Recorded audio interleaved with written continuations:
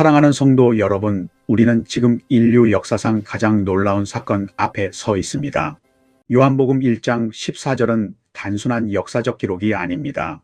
이것은 영원하신 하나님이 시간 속으로 들어오신 사건, 창조주가 피조물이 되신 사건, 무한하신 분이 유한한 육체를 입으신 사건을 선포하고 있습니다.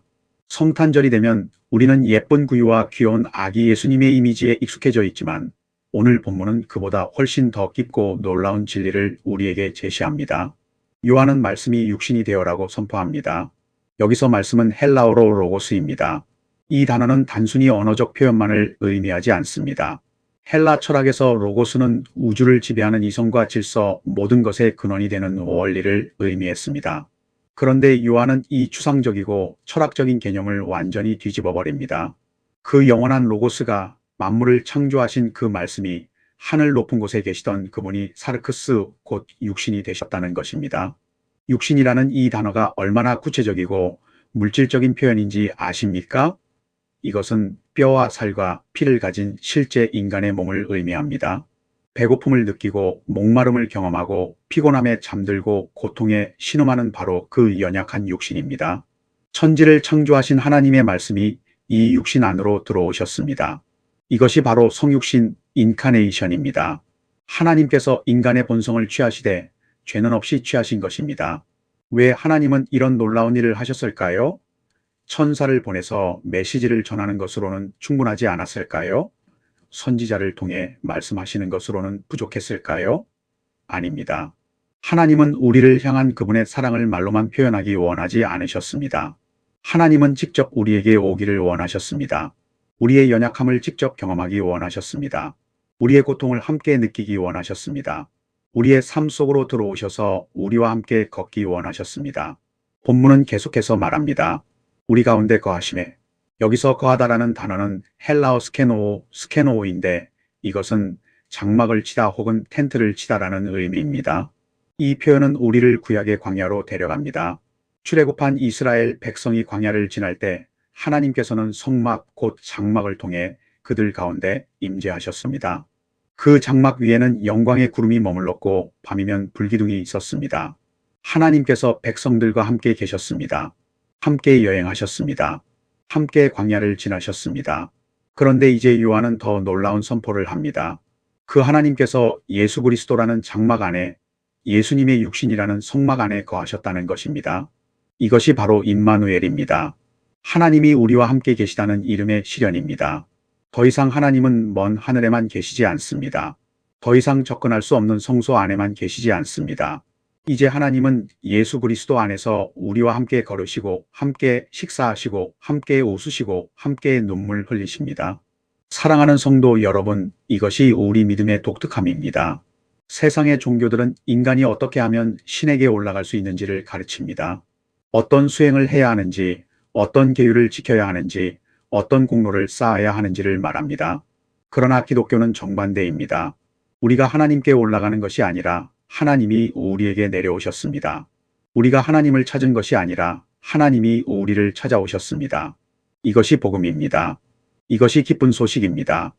요한은 계속해서 증언합니다. 우리가 그의 영광을 보니, 여기서 영광은 헬라어로 독사입니다. 구약에서 하나님의 영광은 너무나 강렬해서 모세도 하나님의 얼굴을 직접 볼 수 없었습니다. 시내산에서 하나님의 영광이 나타났을 때 백성들은 두려워 떨었습니다. 그런데 이제 요한은 우리가 그의 영광을 보았다고 말합니다. 어떻게 이것이 가능했습니까? 예수 그리스도 안에서입니다. 그런데 놀라운 것은 그들이 본 영광이 어떤 영광이었는가 하는 것입니다. 세상 사람들이 기대하는 영광은 화려함과 권력과 위엄입니다. 그러나 예수님이 보여주신 영광은 달랐습니다. 구유에 누워 계신 아기의 모습에서, 세리와 죄인들과 함께 식사하시는 모습에서, 병든 자들을 고치시고 가난한 자들에게 복음을 전하시는 모습에서, 그리고 마침내 십자가에서 우리의 죄를 위해 죽으시는 그 모습에서 하나님의 영광이 드러났습니다. 이것이 바로 아버지의 독생자의 영광입니다. 하나님의 아들만이 보여주실 수 있는 사랑의 영광, 희생의 영광, 섬김의 영광이었습니다. 본문의 마지막 부분은 우리에게 예수님이 누구신지를 더욱 명확하게 보여줍니다. 은혜와 진리가 충만하더라. 여기서 은혜는 헬라어 카리스이고 진리는 알레테이아입니다. 이 두 단어의 조합은 실로 아름답습니다. 은혜만 있고 진리가 없다면 그것은 값싼 복음이 됩니다. 진리만 있고 은혜가 없다면 그것은 냉정한 율법이 됩니다. 그러나 예수님 안에는 은혜와 진리가 완벽한 조화를 이루며 충만하게 거합니다. 예수님의 사역을 보십시오.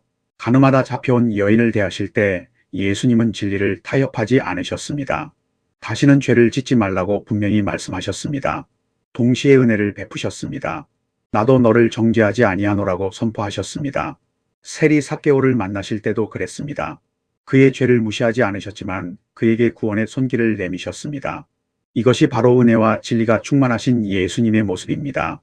구약에서 하나님은 모세에게 나는 여호와라 자비롭고 은혜롭고 노하기를 더디하고 인자와 진실이 많은 하나님이라고 자신을 계시하셨습니다.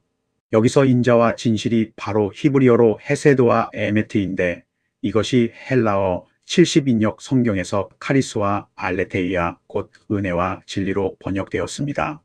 요한은 지금 이것을 알고 있었습니다. 구약에서 하나님이 자신을 계시하신 그 본질적 성품이 이제 예수 그리스도 안에서 육신을 입고 우리에게 나타났다는 것입니다.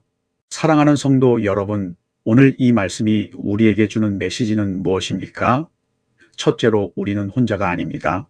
하나님은 멀리 계시지 않습니다. 하나님은 우리와 함께 계십니다. 여러분이 고통 가운데 있을 때, 슬픔 가운데 있을 때, 외로움 가운데 있을 때, 두려움 가운데 있을 때 기억하십시오. 말씀이 육신이 되어 우리 가운데 거하십니다. 예수님은 우리의 연약함을 아십니다. 우리의 아픔을 이해하십니다. 왜냐하면 그분도 육신을 입으셨기 때문입니다. 그분도 배고프셨고 피곤하셨고 슬퍼하셨고 고통받으셨기 때문입니다. 둘째로 우리는 하나님의 영광을 볼 수 있습니다. 하나님은 더 이상 숨어 계시지 않습니다. 하나님의 영광은 예수 그리스도 안에서 계시되었습니다. 여러분이 예수님을 볼 때 여러분은 하나님을 보는 것입니다. 예수님께서 친히 말씀하셨습니다. 나를 본 자는 아버지를 보았거늘. 예수님의 사랑을 경험할 때 그것이 바로 하나님의 사랑입니다. 예수님의 용서를 받을 때 그것이 바로 하나님의 용서입니다. 셋째로 우리는 은혜와 진리 안에서 살아야 합니다. 예수님을 따르는 우리 역시 은혜와 진리가 조화를 이루는 삶을 살아야 합니다. 진리를 타협하지 않되 은혜를 잃지 말아야 합니다. 죄에 대해서는 분명해야 하되 죄인에 대해서는 자비로워야 합니다. 말씀의 기준을 지키되 사랑으로 섬겨야 합니다. 이것이 예수님을 닮아가는 제자의 모습입니다. 사랑하는 성도 여러분, 말씀이 육신이 되신 이 놀라운 진리 앞에서 우리는 어떻게 반응해야 합니까? 감사와 경배로 나아가야 합니다. 우리를 위해 하늘 보좌를 떠나 이 땅에 오신 예수님께 감사해야 합니다. 우리의 구원을 위해 영광을 버리시고 종의 형체를 입으신 예수님께 경배해야 합니다. 그리고 그분이 보여주신 사랑을 우리 삶으로 증거해야 합니다. 크리스마스 시즌이 되면 사람들은 선물을 주고받습니다. 그러나 진정한 선물은 이미 우리에게 주어졌습니다. 하나님이 우리에게 주신 가장 큰 선물은 바로 예수 그리스도이십니다. 말씀이 육신이 되어 우리에게 오신 예수님, 우리 가운데 거하시는 임마누엘 하나님, 은혜와 진리가 충만하신 우리 구주이십니다. 이 선물을 받으시겠습니까? 이 예수님을 여러분의 구주로 영접하시겠습니까? 그분을 여러분의 삶의 주인으로 모시겠습니까? 오늘 이 말씀을 들으시는 모든 분들이 말씀이 육신 되신 예수 그리스도를 만나시기를 축복합니다. 그분의 임재를 경험하시기를 축복합니다. 그분의 은혜와 진리 안에서 날마다 새로워지시기를 축원합니다. 기도하겠습니다. 은혜와 진리가 충만하신 하나님 아버지, 오늘 이 거룩한 말씀 앞에 우리를 불러주심을 감사드립니다. 하늘 보좌를 버리시고 이 낮고 천한 땅으로 내려오신 예수님, 영광의 주님께서 우리를 위해 종의 형체를 입으시고 육신이 되어 우리 가운데 거하신 그 놀라운 사랑 앞에 우리는 다만 엎드릴 뿐입니다.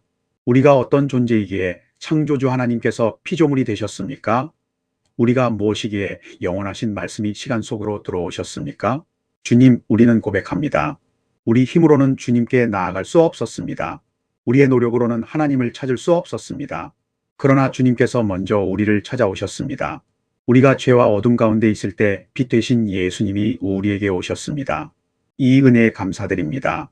임마누엘의 하나님, 우리와 함께 계시는 주님, 오늘도 우리 가운데 거하여 주옵소서. 우리가 외로울 때, 슬플 때, 고통 가운데 있을 때 주님께서 우리 곁에 계심을 기억하게 하옵소서. 주님도 육신을 입으셨기에 우리의 연약함을 아시고 우리의 아픔을 이해하시며 우리와 함께 눈물 흘리심을 믿습니다. 은혜와 진리의 주님, 우리의 삶도 주님을 닮아가게 하옵소서. 진리를 타협하지 않으면서도 은혜를 잃지 않는 그리스도인이 되게 하옵소서. 죄에 대해서는 분명하되 죄인에 대해서는 자비로운 주님의 제자가 되게 하옵소서. 이 말씀을 들은 우리가 단순히 아는 것에 그치지 않고 날마다 말씀이 우리 안에 육신되어 살아 역사하는 체험을 하게 하옵소서. 우리 삶을 통해 주님의 영광이 드러나게 하시고 우리의 입술을 통해 이 복음이 선포되게 하옵소서. 이 모든 감사와 찬양과 영광을 말씀이 육신되어 오신 우리 구주 예수 그리스도의 이름으로 기도드립니다. 아멘.